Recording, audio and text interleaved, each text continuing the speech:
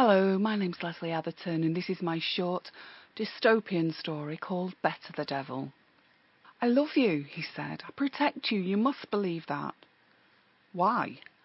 What difference would my belief make to his so-called love? I'd do anything for you, he said. You know that, don't you? Did I know that? Did I really? Don't listen to worrying thoughts, he said. They're deceiving and I am all you need. Only me forever. There's nothing for you out there. I heard his words, but didn't know any more. He was all I had. Not for us were nights spent in front of the TV in our suburban living room.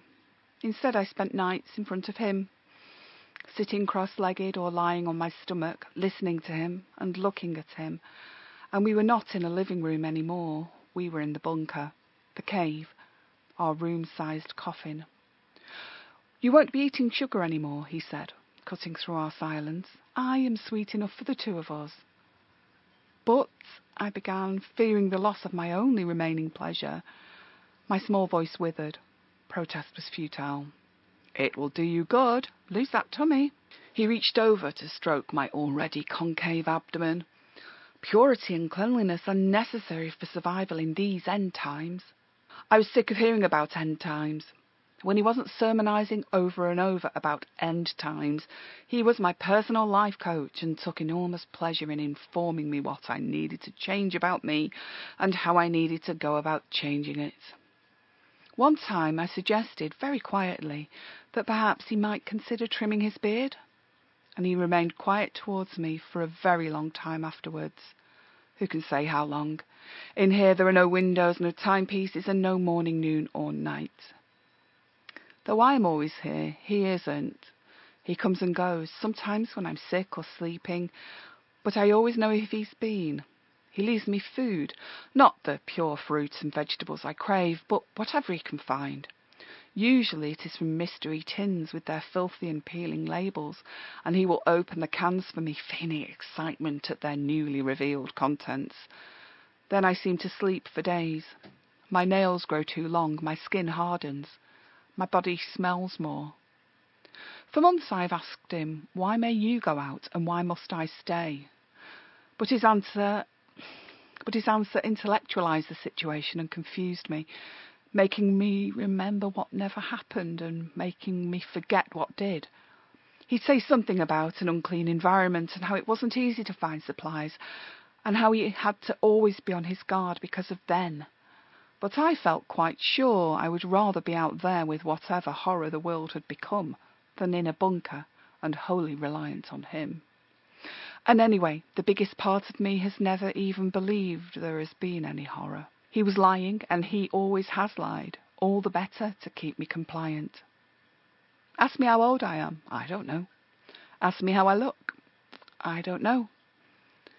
Over recent years, I've seen myself occasionally reflected in water or in the dull sheen of a plastic plate, but it's hard to tell. When we first came down here, I tried to keep up with washing and brushing my hair, but gave up after a while. Partly it was because right from the first day we spent down here, I was in the dark. The only time this space was lit up was when he was here. We had to cut down our supply use, he would say. He truly was the light of the world, he would say, but I was losing faith in everything, he would say. So, as he was on his way out again, after the anti-sugar comment, I knew it was my time to act. He had just unlocked the first door. His hand was on the switch outside the heavy metal panels, and he was just about to turn off my lights.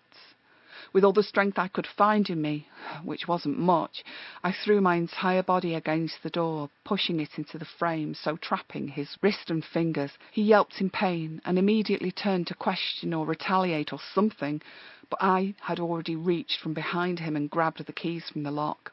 He reached out to me, not realizing I'd taken the keys, and I picked up one of the only hard and heavy items I had easy access to. I threw a hard-backed Bible at him. Our moves could have been choreographed, so accurately had I imagined, and so desperately had I executed them.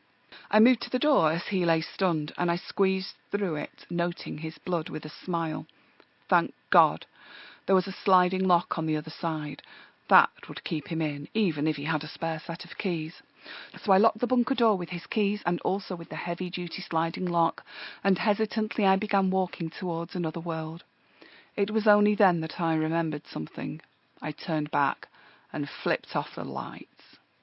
After only 20 seconds of walking along what seemed to be a roughly hewn mine passage, the walls closed in, to be replaced by a ladder. I began to climb upwards, my underused muscles protesting with the exertion, but still I ascended towards the high-level metal plate. It shifted with ease, and the hinged plate pushed out. Daylight. But it was not the daylight I'd long imagined nor wished for. Instead, it was a daylight only comparatively. In front of me was a daylight of darkened skies, and an entire landscape massed with twisted metal and collapsed buildings reduced to rubble. Oh, and the noise too, that shrieking, desperate noise, that wailing of urban despair, the desolation, the dirt, the pain. No people as far as my eyes could see, no animals, no activity, and no life to run to. What grass there might once have been was now scorched or rotted. Nothing was visible that wasn't grey, black, smoking and decayed. My decision didn't take long to make, so inhaling a final lungful of carbon dioxide poisoned air, I reverentially closed the metal plate and descended the ladder. Walking quickly back to my bunker, I mentally prepared myself for apologies and for settling again into my safe and cosy underground home. And I found myself hoping that I hadn't hurt Paul too badly. How could I have doubted his integrity, the sacrifices he'd made, the sights he must have seen? He truly was the saviour of my world, the light in my darkness, and I needed him.